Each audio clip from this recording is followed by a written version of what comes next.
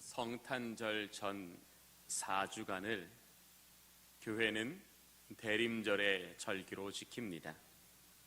대림절은 어드벤트라고 하는데요, 이 어드벤트라는 용어는 라틴어 어드벤투스라는 단어에서 인용한 말입니다.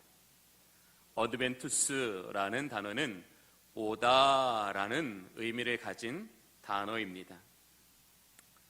인간의 몸을 입으시고 친히 희생의 제물이 되심으로 온 인류를 죄악에서부터 구원하시기 위해 오시는 그 예수 그리스도의 사랑과 은혜와 능력을 우리의 영혼에, 우리의 인생에 새기며 살기 위해서 교회는 대림절의 절기를 지킵니다. 이 대림절의 절기는 우리 안에 오시는 예수 그리스도를 겸손히 기다리고 맞이하는 절기가 될 때, 대림절을 통해서 우리는 더욱더 그 십자가의 사랑과 능력의 삶을 살 수 있습니다. 교회가 해마다 대림절의 절기를 지키는 것은, 대림절은 과거의 일이면서 동시에 현재의 일이고 미래의 일이기 때문에 교회는 대림절을 지키는 것입니다. 과거적이라는 것은 성취된 구원을 의미하는 것입니다. 예수 그리스도께서 인간의 몸을 입으시고 이 땅에 오셔서 친히 그 육체로 우리의 죄를 위한 희생의 제물이 되어 주심으로써 예수 그리스도를 믿는 모든 사람들의 구원이 성취되었다라는 것을 의미합니다.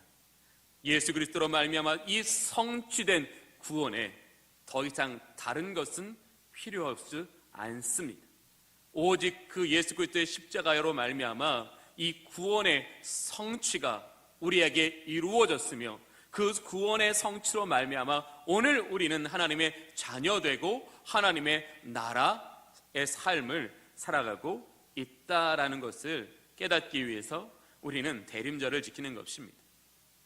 현재적이라고 하는 것은 그 예수 그리스도의 그 십자가의 은총이 과거 어떤 역사적 한 지점에 일어났었던 일이 아니라 오늘 예수 그리스도를 나의 주로 고백하는 모든 성도들의 영혼에 깊이 파고들어서 우리 안에 구원의 기쁨과 구원의 감격을 날마다 새롭게 해야 하기 때문에 우리는 대림절이 현재적이라고 말하고 있는 것입니다. 우리가 그 은혜가 우리의 영혼에, 우리의 인생에 깊이 뿌리내리면 뿌리내릴수록 우리는 예수 그리스도로 인하여 구원과 진리와 성령의 삶을 살 수 있기 때문에 우리는 매년 대림절을 통해 현재적인 구원의 기쁨, 현재적인 구원의 감격을 느껴야 한다라는 것입니다. 또 미래적이라는 것은 우리가 그 영원하신 하나님의 나라에 이르기 위해서는, 특별히 이 죄로 어두워져가는 이 세상 가운데 우리가 그 영광의 나라에 들어가기 위해서 우리에게 무엇이 필요해요? 구원의 기쁨이 필요하다는 거예요. 구원의 감격이 필요하다는 거예요. 우리가 매년 이 구원의 기쁨과 구원의 감격을 통해서 우리의 신앙을 회복하며 우리의 믿음을 굳게 세워나가며 그 결과가 그 영원한 천국에 들어가는 것이기 때문에 우리는 매년 이 대림절을 지키되 그 대림절이 과거적이며 현재적이고 미래적인 은혜가 되어야 한다라고 우리는 그것을 우리의 마음에 새겨 넣어야 한다라는 것입니다. 즉 대림절을 통해서 인간의 몸을 입으시고 이 땅 가운데 오신 그 예수 그리스도가 우리의 영혼에, 우리의 인생에 더 깊이 들어오실 때에만 우리는 이 땅에서 거룩한 백성이요 하나님의 일꾼으로서의 삶을 살아간다라는 것입니다. 오늘 본문의 말씀은 예수님께서 요단강에서 세례를 받으시고 가장 처음 선포하신 복음입니다. 예수님께서 가장 처음 선포하신 복음은 그것이 얼마나 중요한 의미와 가치를 가지고 있는지를 알게 합니다. 이것은 곧 예수님께서 이 땅에 육신의 몸을 입고 오신 목적이라고 해도 과언이 아닐 것입니다. 예수님께서는 세상을 향하여 회개하라, 천국이 가까이 왔느니라 라고 선포하셨습니다. 즉 예수님께서 이 땅에 오신 이유는, 예수님께서 우리 안에 오신 이유는 우리로 회개케 하시기 위해서 오셨다라는 것입니다. 또 우리로 하여금 하나님의 나라를 알고 그 나라에 들어가게 하시기 위해서 우리에게 오셨다라고 말씀하시는 것입니다. 회개란 죄를 용서받는 것이며 동시에 그 죄사함을 통해서 구원을 얻게 되는 것이기 때문에 우리는 회개와 구원이 붙어져 있다라는, 연결되어져 있다라는 이 놀라운 신비를 날마다 회개를 통해서 경험해야 한다라는 것입니다. 그런데 이 회개는 속죄이며 구원이며 또 성화이고 영화입니다. 오늘 우리가 이 회개를 통해서 우리의 심령을 정결하게 하고 하나님께 더 가까워지면 가까워질수록 우리는 성화의 삶을 살 수 있고 그 영광스러운 몸으로 변할 수 있기 때문에 우리는 이 회개라는 것이 과거에 우리가 구원을 얻기 위해 했던 그 이례적인 사건이 아니라 날마다 우리의 믿음과 우리의 삶을 새롭게 세워나가는 은혜의 경험이 되어야 한다라는 것입니다. 그런데요, 다니엘 김 선교사라는 분이 현대인의 회개에 대해서 이렇게 표현하는 것을 제가 본 적이 있습니다. 현대인의 회개는 자기 연민, 감성 자극, 책임 회피이다. 이 다니엘 김 선교사님께서 회개를 이와 같이 표현하는 것은 교회에 와서 한 주간 지은 죄를 용서해달라고 기도하면서 자신의 죄와 자신의 어떤 그런 온전치 못한 인생으로 인해 눈물을 찔끔 흘리면서 가슴이 찡해져 오는 것, 이것을 통해서 하나님 나를 회개했습니다 라고 말한다라는 것입니다. 그러나 성경이 말씀하시는 회개란 세상을 향하여, 나를 향하여 있던 그 방향을 예수 그리스도께로 돌이키는 것이 회개다. 회개란 방향을 전환하는 것인데 그저 나의 죄를 고백하고 내 인생의 방향을 하나도 돌이켜 있지 않다면 그것은 회개가 아니라는 거예요. 우리는 자기 연민적인 회개에 속지 말아야 된다는 거예요. 감성 자극적인 회개에 속지 말아야 된다는 거예요. 책임을 회피하기 위한 회개에 속지 않아야 한다는 겁니다. 회개라는 것은 세상과 또 불의와 죄악을 향해 있던 나의 삶의 방향을 예수 그리스도께로 바꾸는 것, 이게 진정한 회개의 목적이고 그 회개의 결과가 뭐라고요? 하나님의 나라라고요. 그게 하나님의 거룩한 백성이기 때문에 예수님은 오늘 이 곳에서 회개하라라고 선언하고 계시는 것입니다. 또 베이직 교회를 담임하시는 조정민 목사님은 회개에 대해서 이렇게 말했습니다. 세상의 가치관, 세상의 인생관, 세상의 세계관을 따라가던 우리가 예수 그리스도를 만남으로 하나님께 돌이키는 것을 회개라고 하였습니다. 하나님께 돌이킴으로 말미암아 진리를 따라 살아가는 것, 이것이 진정한 회개의 의미다라고 강조하였습니다. 그러면서 조정민 목사님은 회개란 삶을 바라보는 패러다임을 바꾸는 것이 바로 회개라고 했습니다. 회개로 말미암아 하나님의 그 구원의 은총을 경험하고 진리의 말씀을 깨달은 사람들은 그 회개를 통해서 날마다 우리의 삶의 패러다임이 바뀌어지는 그런 은혜를 힘입어 살아가야 한다라는 겁니다. 근데 이 말을 성경에서 증언해주는 증언자가 있습니다. 그는 바로 삭개오입니다. 누가복음 19장 8절을 보면 이렇게 삭개오가 예수님께 이야기하는 것을 들을 수 있습니다. 주께 여짜오되 주여 보시옵소서, 내 소유의 절반을 가난한 자들에게 주겠사오며 만일 누구의 것을 속여 빼앗은 일이 있으면 갑절이나 갚겠나이다. 예수 그리스도를 만나기 전에 삭개오에게 돈은 인생이었어요. 돈과 인생이 동일한 가치와 목적을 가지고 있었다라는 것입니다. 그러니 당연히 그 삭개오의 그 마음의 방향, 그 삶의 방향, 그 인생의 방향이 어디를 향하고 있어요? 돈을 향하고 있어요. 돈을 얻기 위해서 그는 자기의 에너지와 자기의 인생을 낭비하고 살았다라는 겁니다. 그래서 그는 돈이 있어야 성공할 수 있고, 돈이 있어야 건강할 수 있고, 돈이 있어야 행복할 수 있다라고 그렇게 여기며 살았습니다. 여전히 우리가 예수 그리스도를 믿으면서도 이 생각을 벗어버리지 못했다라는 것은 우리 안에 온전한 회개가 이루어지지 않았다라는 겁니다. 저는 우리가 이 말씀을 드리면서 성령께서 여러분의 마음에 찔림을 주신다면 그것이 하나님의 사인으로 들으시기를 원합니다. 우리가 그것을 통하여 하나님께 즉각적으로 순종하며 나아갈 때 우리의 인생의 방향전환이 일어나게 된다라는 것입니다. 삭개오는 자신의 소유의 절반을 가난한 자들에게 주겠다라고 하고 있습니다. 자신의 이익과 자기의 행복을 위해 살던 사람이 타인의 유익과 타인의 행복을 위해 살겠다라고 방향을 전환하고 있는 거예요. 자신의 생각과 자기네 목적을 따라 살고 있던 사람이 이제 하나님의 말씀과 하나님의 영광을 위한 삶으로 방향을 전환하고 있는 거예요. 이게 진짜 회개라는 거예요. 삭개오를 통해서 보여주시는 것은 진짜 회개란, 진짜 회심이란 방향을 전환하는 것이다. 더 중요한 내용이 그 뒤에 나와 있습니다. 만일 누구의 것을 속여 빼앗은 일이 있으면 갑절이나 갚겠나이다. 삭개오에게 회개는요, 하나님, 내가 어느 날 하나님 내 육체 안에 있는 욕심을 절제하지 못해서 하나님 저 사람의 것을 속여 빼앗았습니다. 주님, 나는 죄인입니다. 나를 죄를 용서해 주십시오. 여기서 끝이지 않았다는 거예요. 거기서 절대 끝이지 않았다는 거예요.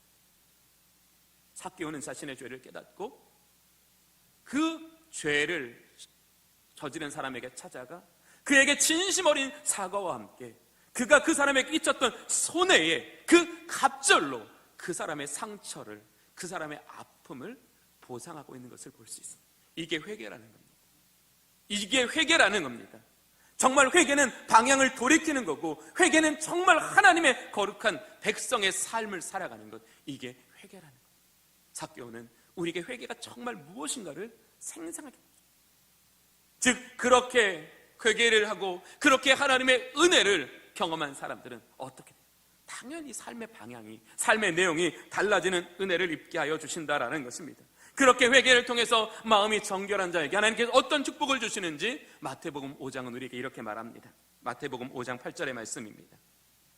마음이 청결한 자는 복이 있나니 하나님을 볼 것이며. 제가 언젠가 한번 말씀드렸지만 우리는 하나님을 볼 수 없습니다. 우리의 육체의 눈으로는, 우리의 이성으로는 하나님을 볼 수도 하나님을 알 수도 없습니다. 오늘 여기서 하나님께서 볼 것이요 라는 건 뭐냐면 보게 하여 주신다라는 겁니다. 인간의 이성이 미치지 못하는 그 하나님의 초월적인 은혜와 그 신비와 그 능력과 그 구원을 우리에게 기적이나 이적이나 병고침이나 귀신을 내어 쫓김이나 사망에서 일으키시는 것으로서 하나님을 보여주신다는 거예요. 하나님의 사랑이 어떠한지, 하나님의 성품이 어떠한지, 하나님의 능력이 어떠한지, 그 하나님의 나라가 어떠한지를 우리에게 보여주시겠다라는 거예요. 그것을 보게 하심으로써 우리를 믿음 위에 깊게 세우시고 우리를 하나님의 거룩한 백성 되게 하신다는 거예요. 하나님을 보게 하시는 것보다 더 큰 축복은 없어요. 하나님을 보는 것과 세상의 부요함이 비교될 수 있으십니까? 여러분의 평생에 하나님이 자신을 열어 하나님을 보게 하시는 그 은혜를 마르지 않게 하신다면 그것보다 더 귀한 것이 있습니까? 그것보다 더 우리의 인생에 가치 있는 것이 있습니까? 그것보다 더 우리의 인생을 아름답게 할 것이 있겠습니까? 하나님을 보지 못하면 우리는 무지함에 빠져 살아가요. 고집스러움에 빠져 살아가요. 세상의 헛된 것을 쫓아 살아가요. 그러나 하나님을 보는 사람은 어떡합니까? 진리를 따라갑니다. 성령을 따라갑니다. 하나님의 나라를 향하여 살아갑니다. 회개는 어떤 거라고요? 하나님을 보게 하신다. 하나님을 보게 하심으로써 여전히 육신의 몸을 입고 있어서 죄와 유혹과 시험에 빠지기 쉬운 우리들로 하여금 하나님을 보게 하심으로써 의와 진리와 거룩함에 이르게 하여 주신다라는 거예요. 내 노력이 아니라 의와 진리와 거룩함에 나아갈 수 있도록, 새 사람을 입을 수 있도록 하나님이 우리에게 하나님을 보여주신다라고요. 그것이 오늘 우리에게 회개케 하시는 은혜라는 겁니다. 성경은요, 회개가 죄의 용서만이 아닌 그 이상의 의미와 목적이 있다라는 것을 여러 군데에서 말씀하고 있는데, 우리는 그것을 이 시간 함께 몇 가지 알아보기를 원합니다. 예수님께서 우리에게 회개케 하시는 것은요, 성령을 선물로 받게 하시기 위해. 사도행전 3장 19절에 베드로가 이렇게 말합니다. 베드로가 이르되 너희가 회개하여 각각 예수 그리스도 이름으로 세례를 받고 죄 사함을 받으라. 그리하면 성령을 선물로 받으리라. 회개하고 죄 사함을 받는 자들에게 하나님께서 누구를 보내주신다고요? 성령을 보내주신다라고요. 성령을 요한복음은 뭐라고 말씀하십니까? 보혜사라고 말씀하세요. 이 보혜사라는 의미는 변호자, 조력자, 위로자, 상담자라는 의미를 갖고 있습니다. 성령을 받는다는 것은 이런 의미입니다. 우리에게 우리가 이전까지 경험할 수도 없었고 알 수도 없었던 새로운 인생이 열려지게 된다라는 것입니다. 성령의 충만함을 받아 그 성령의 다스림을 받는 사람들에게는 정말 우리가 도저히 이루기 힘든, 이룰 수 없는 그 은혜의 날이 우리에게 주어진다라는 것입니다. 제가 그 예를 한번 성경에서 또 보여드릴게요. 사도행전 2장 3절에 이렇게 말씀하십니다. 오순절 마가의 다락방에 모인 성도들이 기도할 때에 불의 혀처럼 갈라지는 것들이 보여 각 사람 위에 임하더니 그들이 다 성령의 충만함을 받고, 그들이 성령의 충만함을 받은 그것으로 인해 그들은 그리스도의 몸인 교회를 이루게 되었지요. 그 그리스도의 몸인 교회가 어떠한 삶의 내용을 가졌는지 제가 똑같은 사도행전 2장 44절과 45절의 말씀을 읽어드리겠습니다. 믿는 사람들이 다 함께 있어 모든 물건을 서로 통용하고 또 재산과 소유를 팔아 각 사람의 필요를 따라 나누어주며 날마다 마음을 같이하여 성전에 모이기를 힘쓰고 라고 말씀하고 있어요. 성령을 받은 사람은 뭐가 달라졌어요? 사람과의 관계가 달라졌어요. 그 인생의 방법이 달라졌어요. 그 인생의 길이 달라졌어요. 자신의 노력이 아니라 무엇의 결과라고요? 성령의 충만함을 받은 결과라는 거예요. 회개하고 성령을 받으면 우리에게 새로운 관계의 문이 열리고 새로운 인생의 문이 열리고 새로운 축복의 문이 열려진다라는 것입니다. 우리 교회는 그러한 영적인 능력을 가지고 있습니다. 그전에는 이름만 알고 있던 성도들이 함께 모여서 진리의 말씀을 함께 나눌 때 하나님이 바로 옆에 있는 이 사람을 통해서 내가 미처 깨닫지 못한 그 은혜의 복음의 그 깊이를 깨닫게 하시는 거예요. 어떻게 하면 이렇게 이 말씀의 은혜가 주어질까? 어떻게 하면 이 말씀의 깊은 뜻을 깨달을 수 있었을까?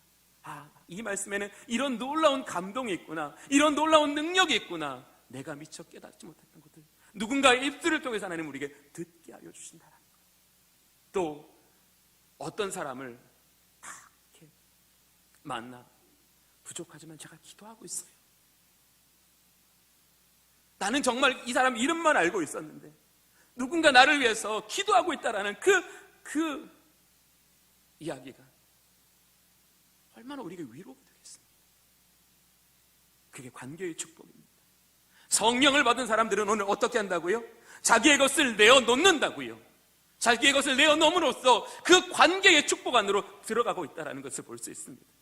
자기의 것으로 주장하지 않고 자기에게 주신 은혜들이 하나님 주신 선물이고 그 하나님의 선물이 하나님의 뜻대로 사용되어짐으로써 교회가 교회되고 그 인생이 하나님 나라 되는 경험을 하게 하신다는 거예요. 또 성령을 통해서 새로운 삶의 내용을 갖게 된다는 겁니다. 움켜쥐고 저장하려던 나의 인생 가운데 나누어 보내고 재생산을 일으키는 그런 인생 되게 하여 주신다는 거예요. 성령이 아니면 그런 은혜를 경험하지 못한다. 성령을 받게 되면 내가 누군가에게 나눌 수 있는 것이 기쁨이 되고 나누어 줌으로써 그 인생이 도움을 얻게 되는 것이 기쁨이 되고 그 인생이 잘 되는 걸 보면서 내 가슴이 뜨거워진다는 거예요. 경쟁적인 대상이 아니라 화목한 대상이 되는 거예요. 그게 교회가 아닐까요? 어떤 사람들이, 어떤 교우들이 경쟁적 대상이 아니라 화목의 대상이 될 때 우리의 인생은 얼마나 더 아름답고 우리의 인생은 얼마나 더 부유하게 될 수 있겠습니까? 그것이 회개의 은총이라는 것. 회개를 통해서 성령의 충만함을 받는 사람이 그 성령의 은혜를 힘입어 살아가게 될 때 그것이 구원받은 성도들의 삶이요 하나님 나라를 향하는 그 인생의 길이라는 것을 회개를 통해서 깊이 경험하게 하여 주시는 것입니다. 두 번째, 우리에게 회개하게 하시는 것은 하나님과 화목하게 하시기 위해서입니다. 로마서 5장 10절은 이렇게 말씀하십니다. 우리가 원수 되었을 때에 우리는 하나님과 원수 되었다라고 말합니다. 우리가 왜 하나님과 원수 되었습니까? 바로 죄 때문입니다. 우리는 죄로 말미암아 하나님께 원수 되었습니다. 하나님과 원수 되었다는 건 무엇을 말합니까? 하나님이 계시지만 그분을 알지 못한다는 것입니다. 하나님의 말씀이 선포되지만 그 말씀을 따르지 못한다라는 것입니다. 하나님의 권능이 그분 안에 충만하게 계시지만 우리는 그 권능을 1도 나의 것으로 경험하지 못한다라는 것. 그러나 우리의 죄가 사함을 받고 우리가 그분의 자녀가 될 때 우리에게 그 진리의 말씀이 열려지게 된다는 거예요. 그 하나님의 놀라운 능력이 우리의 인생에 도움이 되신다는 거예요. 그 성령이 우리의 인생의 주관자가 되어 주신다는 거예요. 하나님과 화목할 때. 성령은 우리를 주님의 날까지 인도하여 주십니다. 그런데 그분은 우리를 포기하지 않으십니다. 우리는 우리의 연약함을 도와주십니다. 끝까지 우리를 붙들어 주십니다. 이것이 우리가 구원의 날에 이르는 가장 좋은 조건이에요. 그래서 우리는 성령의 은혜가 아니면 살아갈 수 없다라는 겁니다. 왜 우리에게 회개하게 하셨어요? 화목하게 하시기 위해서. 하나님과 우리가 화목하게 하시기 위해서. 이 화목을 어떻게 설교할까 정말 많이 고민하다가 이런 예를 한번 들어볼게요. 제가 사랑하는 목사님이 한 분 계세요. 그래서 저는 그분의 집에 가서 그분의 서재에서 이런저런 신앙적인 이야기를 하는 걸 참 좋아합니다. 어느 날도 그렇게 그분과 좋은 신앙적인 대화를 나누기 위해서 그분의 댁에 가서 이제 차를 마시면서 이야기를 나누고 있었는데 갑자기 문이 콱 열리고 퉁탕퉁탕 하면서 방문을 빡 열고 들어와요. 한 여자아이가. 그러면서 동시에 문 열고 신발 던지고 가방 던지고 아빠한테 딱 오세요. 이런 경험을 있으신 분들은 이해하시겠죠. 딸이 이렇게. 제가 옆에 있었는데 제가 옆에 있는데도 불구하고 그날 하루에 학교에서 있던 이야기들을 이렇게 주저리 얘기하는 거예요. 오늘 이런 일이 있었고 이런 아이 때문에 마음이 상했고 이 아이와 얽히고 설킨 여러 가지 문제가 있다고. 그 아빠는 그 아이의 이야기를 잘 경청해 주면서 아 그랬구나, 마음이 많이 상했겠구나. 그런데 그건 그렇게 큰 문제는 아닐 거야. 혹시 그 친구가 너에게 그렇게 행동한 데는 이유가 있을지 모르니 내일 용기 내서 한번 그 친구에게 물어봐. 왜 그렇게 얘기했는지, 왜 그렇게 행동했는지. 이 아이는 가방을 벗어던지고 아빠와의 대화 속에서 자신의 마음에 있는 문제를 자신의 마음 밖으로 꺼내고 있어요. 그 아이의 지식의 깊이로는 해결할 수 없는 그 문제의 해결 방법을 경험하고 있어요. 또 이 아이는 자칫 이 아이에 대한 그 다른 아이에 대한 미움 때문에 이 아이와 멀어질 수 있는데 아빠가 용기 내서 한번 가서 물어봐. 그 아이가 왜 그렇게 했는지. 이 아이는 경직될 수밖에 없었던 관계가 회복되어지는 것을 경험할 수 있어요. 이것이 하나님께서 우리에게 화목할 때 주시는 은혜라고 저는 믿습니다. 하나님과 화목한 사람은 하나님께 나와요. 기쁜 일이 생겨도 하나님께 나오고 슬픈 일이 생겨도 하나님께 나오고 문제가 생겨도 하나님께 나와요. 그냥 하나님께 주저리주저리 말해요. 하나님께 주저리주저리 말하는 동안에 내 마음에 나를 짓누르고 있던 그 마음의 돌이 내려놓아지는 거예요. 그렇게 내가 하나님께 나의 이야기를 막 들려드렸는데 그때는 하나님이 내게 응답하지 않으셨지만 내가 그렇게 하나님께 마음을 내어드리고 주님 일상을 살아갈 때 진리의 말씀이 내 눈에 확 들어오는 거예요. 이게 하나님 나에게 주신 말씀이구나. 내가 하나님께 가서 하나님께 아뢰는 나의 말을 들으시고 하나님 주시는 응답이시구나. 하나님 용기이시구나. 그렇게 화목될 때 우리는 하나님과의 관계 안에서 하나님이 우리의 인생을 주도하시고 우리의 인생을 복되게 하시는 것을 경험하게 한다는 거예요. 이게 신앙인의 삶이라는 거예요. 그래서 하나님은 우리에게 화목하게 하시는 것이에요. 화목의 목적은 복이 아니라는 거예요. 그 사랑하시는 자와 친밀하게 대화하며 인격적으로 소통함으로써 그 한 사람의 영혼이 오직 하나님의 은혜를 힘입어 천국 백성 되어 살아가게 하시는 것이라고 우리에게 이야기하고 있는 거예요.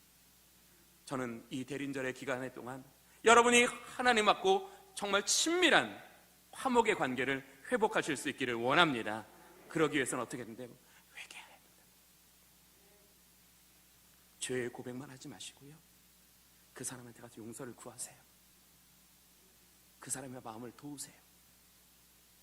하나님 여러분에게 그보다 더 놀라운 은혜를 베풀어 주십니다. 그것이 복음으로 사는 거예요. 이 톨스토이의 유명한 일화를 한번 소개해 보려고 합니다. 이 톨스토이가요, 나의 회심이란 글에 이런 글을 썼습니다. 5년 전 나는 나의 죄를 깨닫고 회개함으로 예수 그리스도를 나의 주님으로 받아들였다. 그러자 나의 전 생애가 변했다.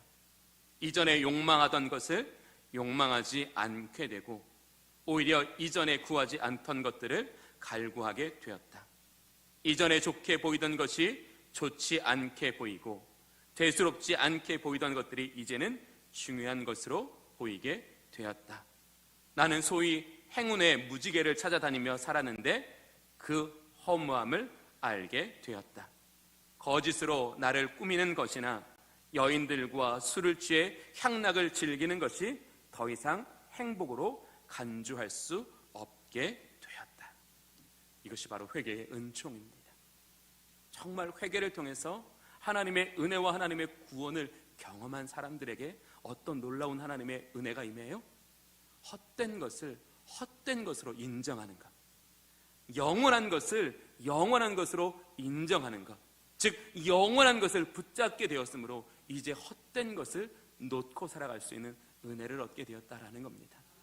이 대림절 기간 동안에 저는 이번 한 주간 여러분들이 회개의 은혜를 입으시기를 원합니다. 하나님께 회개할 때에 하나님의 성령이 여러분 가운데 충만하게 임재하여 주십니다. 그 성령을 통해서 우리는 하나님과 화목하게 되고 그 하나님과 화목을 통해 우리의 기도가 하나님께 올려졌을 때 하나님은 우리의 기도에 놀랍도록 은혜를 더하사 우리의 인생을 복되고 아름답게 하여 주실 것입니다. 오늘 우리 시간 함께 주신 말씀을 우리 마음속에 새기는 찬양을 한번 좀 불렀으면 좋겠어요. 우리 주님과 같이라는 찬양을 부를 텐데요, 이 찬양은 우리가 회개할 때에 하나님이 우리의 마음을 만져주신다고, 하나님 우리의 인생을 도와주신다라고 우리가 그렇게 하나님 앞에 고백을 드리는 찬양입니다.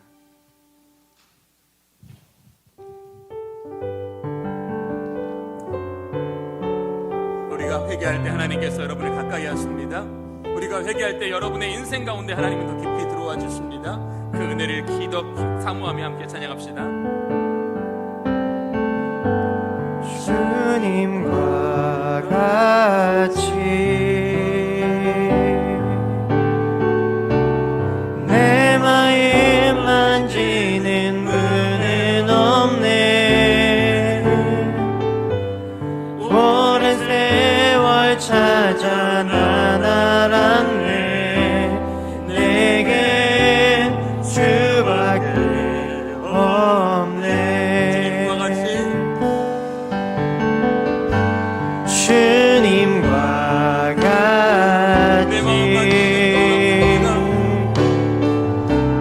내 마음 만지는 분은 없네.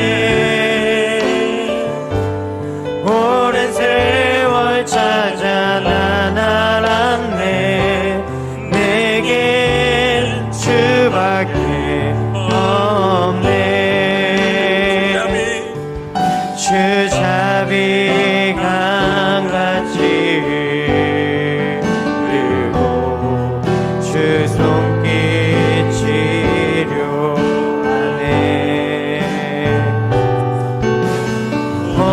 고통받는 자녀 부르시니 주밖에 없네. 주님과 같이